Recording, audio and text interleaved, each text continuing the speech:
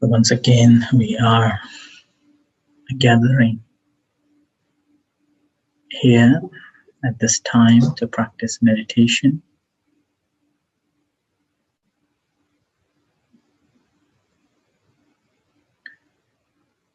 As we are well aware, there are two types of meditations, that is known as a samatha and vipassana.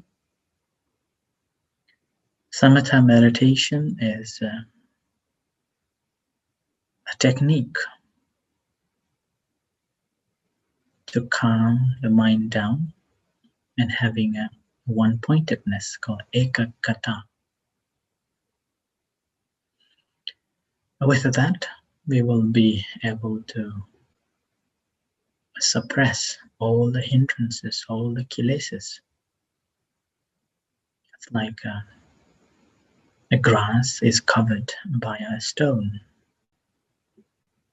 so grass will not grow. But the roots of those grasses are still alive.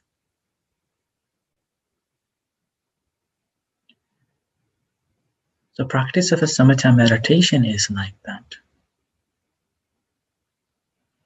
You will be able to suppress all the hindrances, all the asavas, taints, for the duration of our practice.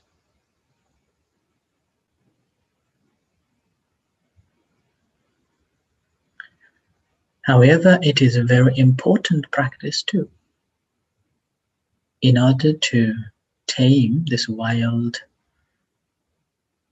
monkey, this mind, who always travels from one to another place.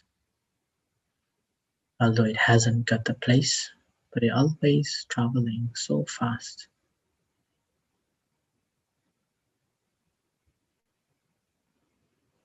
And travels alone, wherever it pleases.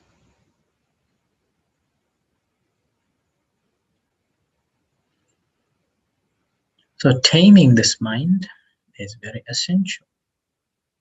And in order to tame this mind, we have to practice the samatha meditation, calming meditation.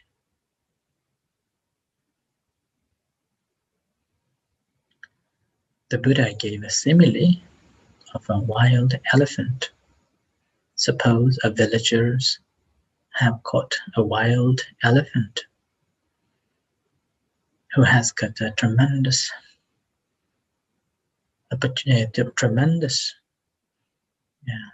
energy and possibilities. But before we use this elephant for our own purposes, we have to tame this elephant. And that taming process is tying this elephant with a very strong post, with a very strong rope.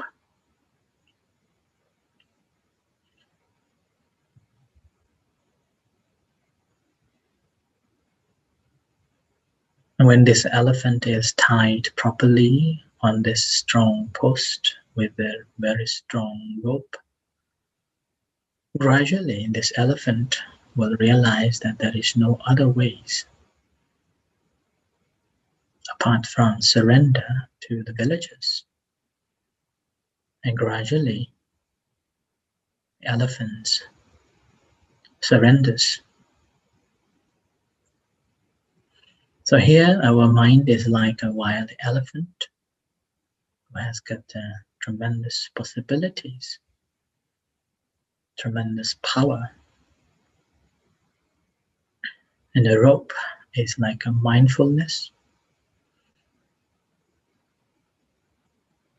And the post is an object.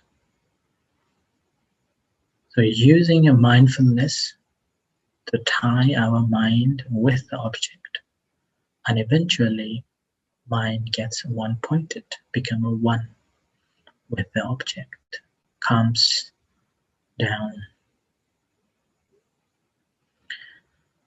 And whereas the elephant is tamed in this way, later on, gradually, villagers will train this elephant to do other activities, whether to plow the field or carry the woods from the forests, or even carrying people from one place to another.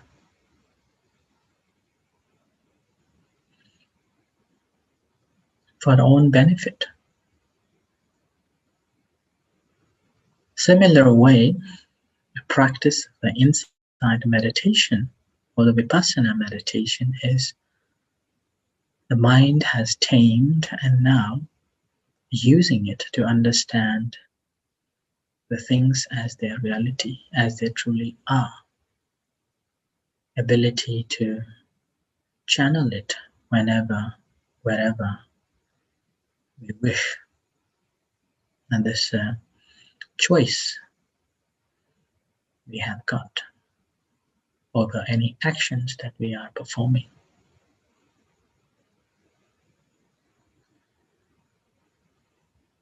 And the choice is always towards the wholesome actions, wholesome deeds. Because it helps us to understand that any unwholesome thoughts or unwholesome activities always brings the unwholesome results and unwholesome consequences that we have to be responsible for.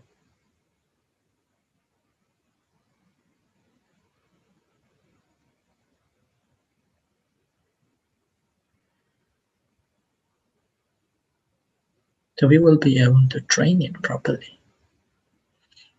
Like the Buddha said, that when our eye sees something, it involves so many things. Eye, object, eye consciousness, contact, feelings, and then knowing it.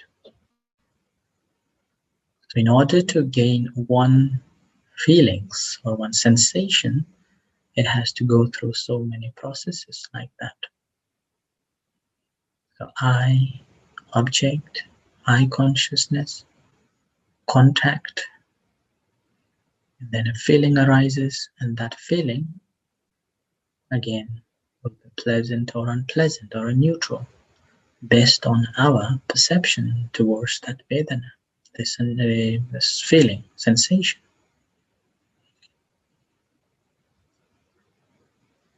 Now, if we haven't trained our mind, we will not see such a process. We will be seeing it. Eye sees an object and we like and dislike.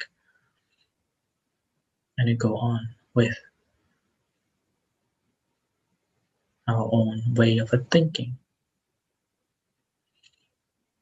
This is untamed mind. And normally when our mind is not tamed, it pleases to the unwholesome activities, unwholesome state of the mind. Easy to slip away in the sensual pleasures or in the negativities.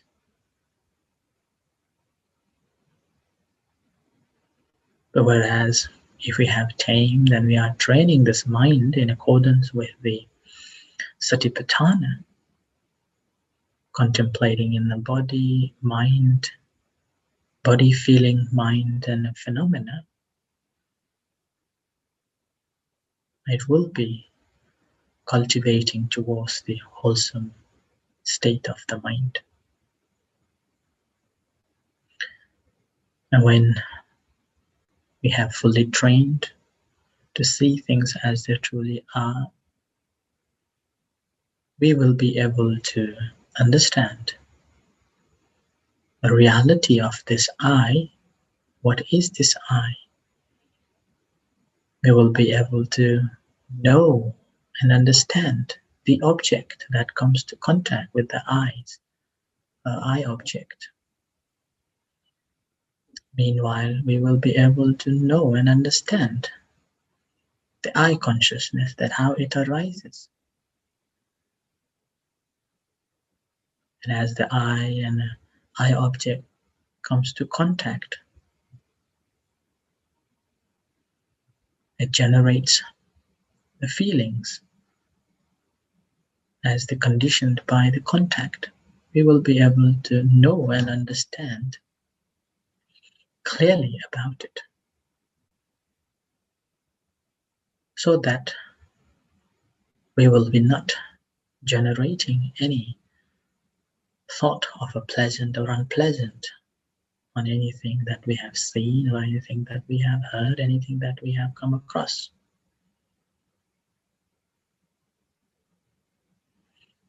And that is known as knowing as they truly are in every little details. And with that, the unwholesome state of the mind, which in a gross level, greed, hatred, and delusion, will be gradually fades away. We will be able to develop seeing things as they truly are, as it appears it to be.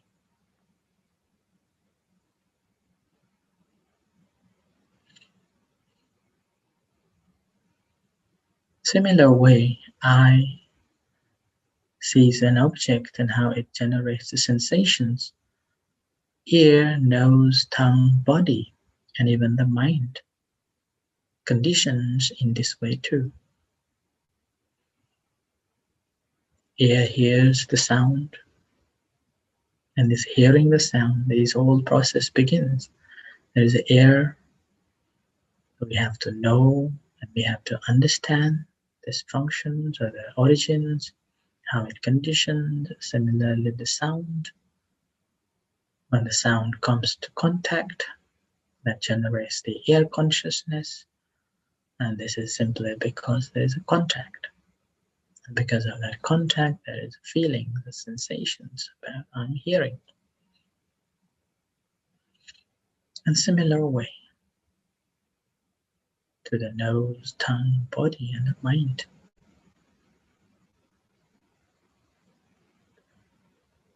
And with this, we will be able to comprehend clearly the body and the mind.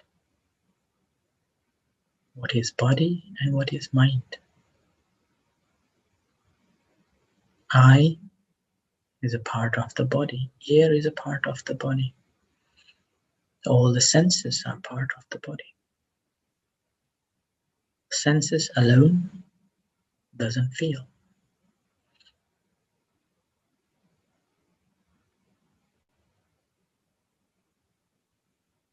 So body doesn't feel. And each objects that we come across, objects that we perceive, is a rupa, the body. Materiality, which is conditioned, arises, and condition vanishes.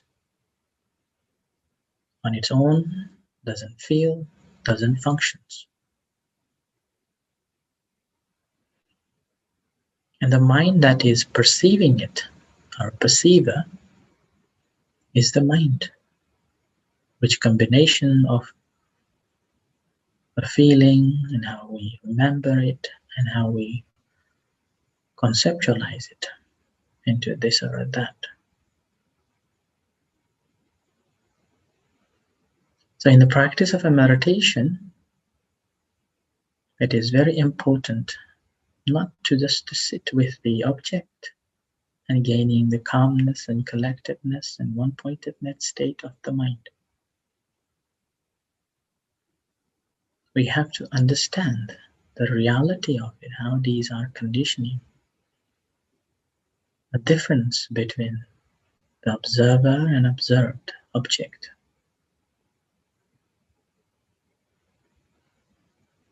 And how we are perceiving it.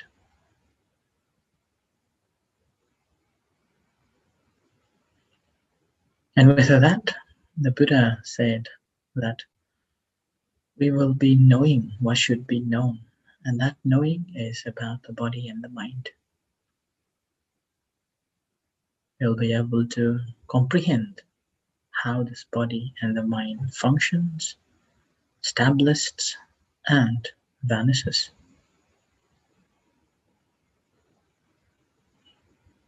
Similarly, as we fully understood, we will be able to abandon things that should be abandoned. And that's the tanha, craving, wanting to be, wanting to have, not wanting to be, not wanting to have.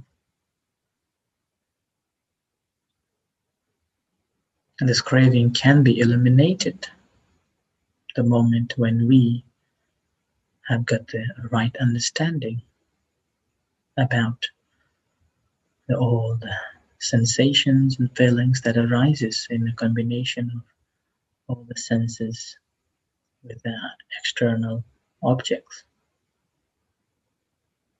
So sensation also always conditioned arises. When two things merge,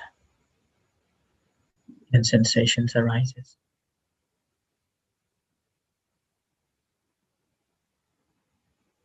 And the sensation, Buddha compared it as the bubbles of water bubbles, like when the rain falls and it hits the surface and generates the bubbles, which last only a few milliseconds and fades away.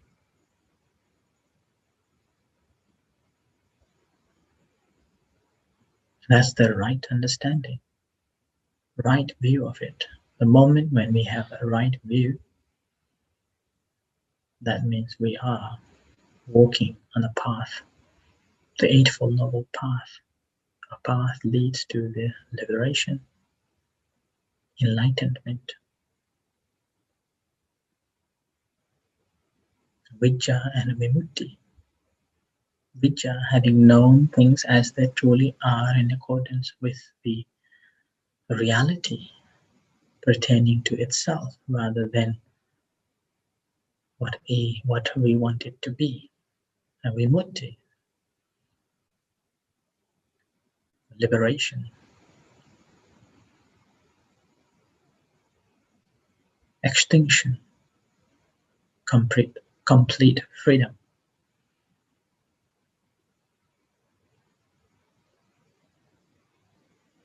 So as we practice here at this time, sitting comfortably, compose your mind and body here and now, and relaxed.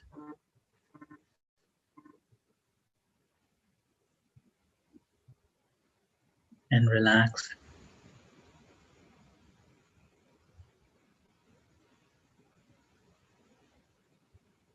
And settling down, grounding yourself on your primary object that you are familiar with, so that we can gain concentration, the calmness of the mind.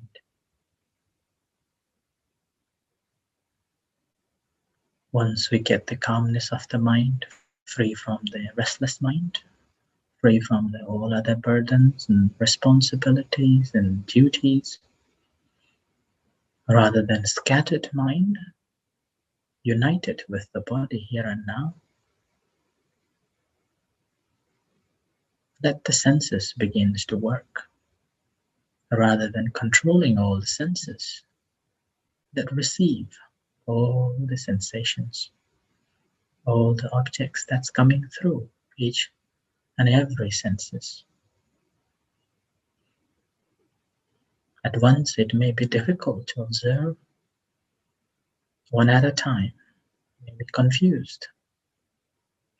But as we practice, able to notice that there is only one object at a time arises, whether we are hearing the sound, whether we are having any other sensations, it happens only once at a time.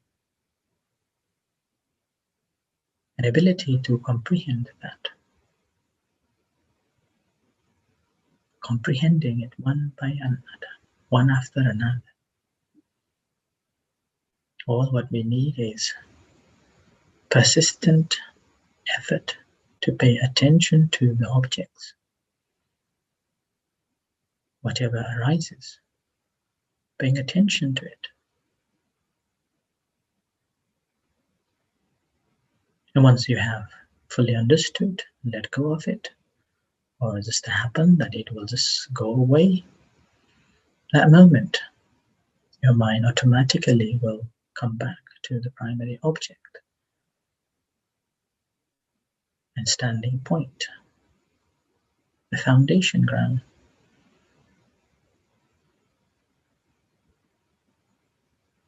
With this, you will be able to comprehend the reality, how it is arises.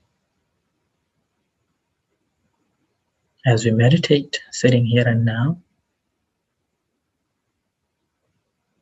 paying attention to the abdomen or the rising, falling of the abdomen or the breathing in and out. This moment, any other objects arises. The most dominant objects arises is the sound that we hear, the temperature in our body, the movements through the breathing in and out, and the thoughts.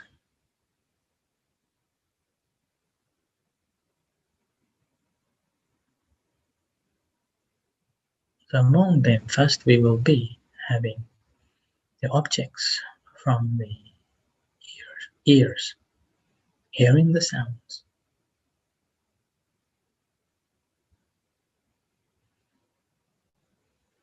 The movements in your body due to the breath in and breathe out.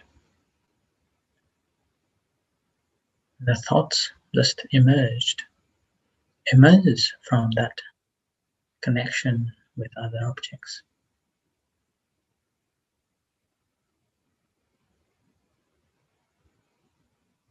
All what we are doing is to pay attention to it, observing it, understanding it. So knowing and understanding it as they appear, as they arise. So sitting comfortably, quietly, observing these phenomena as it arises, not having any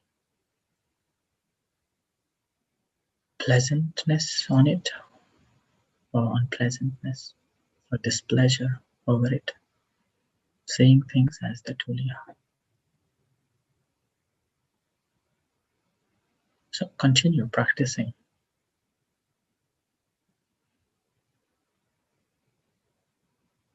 Diligently, persistently, ardently,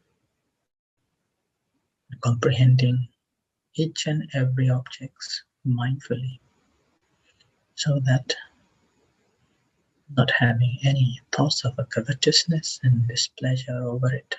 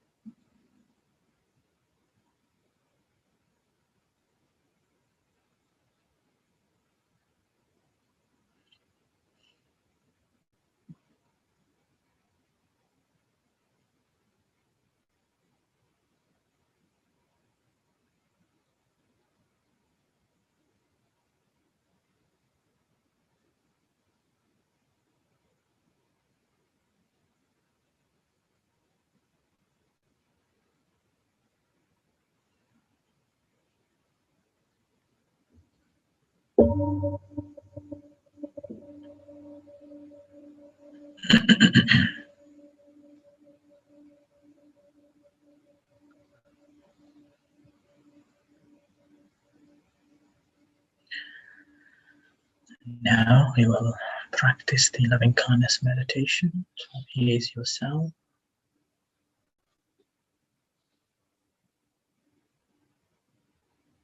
Spend a few moments observing sensations in your body. Whatever sensations are there, observing it objectively.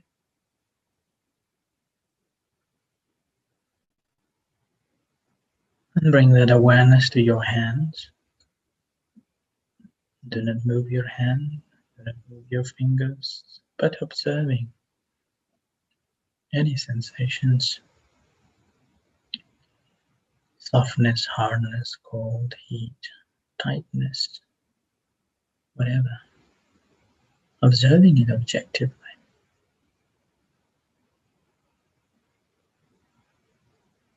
Without grasping or without rejecting. And bring that attention to your heart, feeling the beating heart. And if you can't feel the beating heart, physically smiling will connect you. So smile and feel the connection with your heart. And as you feel the connection with your heart, allowing yourself to be happy, at peace, free from sufferings.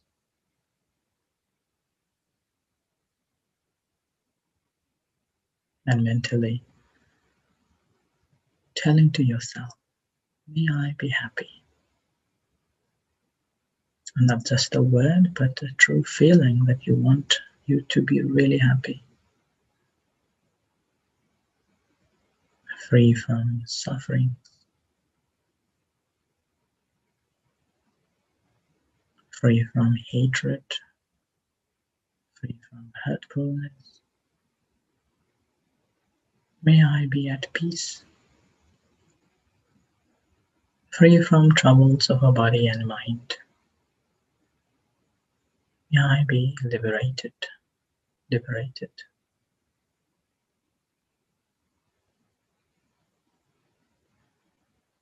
Similarly, sharing loving kindness and compassion to all other sentient beings, starting from near dear one, our parents, husband or wife, children, family, friends, relatives, and all other sentient beings far and wide. Whatever beings there are, visible and invisible beings, in this room, in the city, in the country, on earth, in the universe.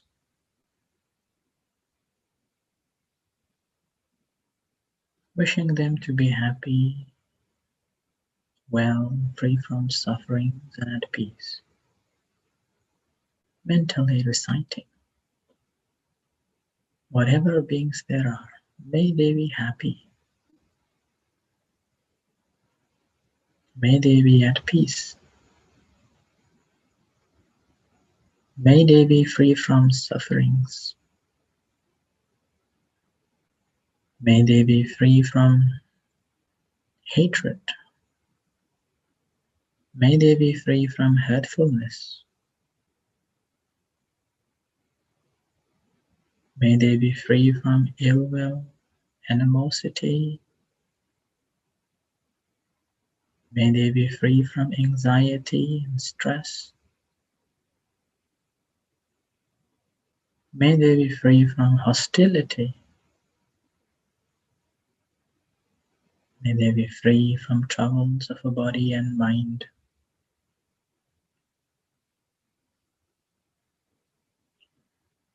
May they be able to maintain their happiness. May they be liberated, liberated.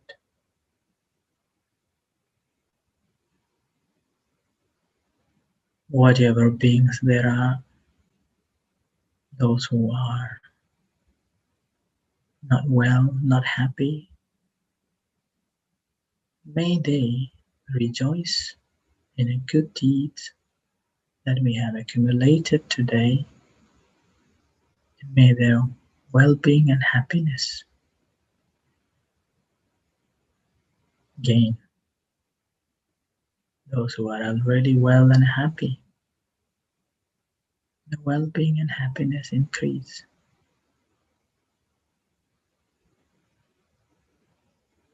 May they be liberated until the attainment of Supreme Nibbana.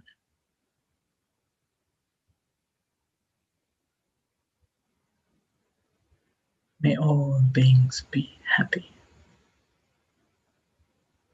Nibbana Pachayo Hotu.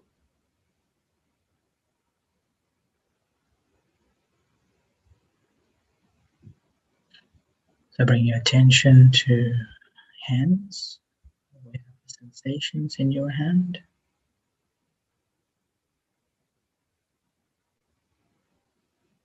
And to your body.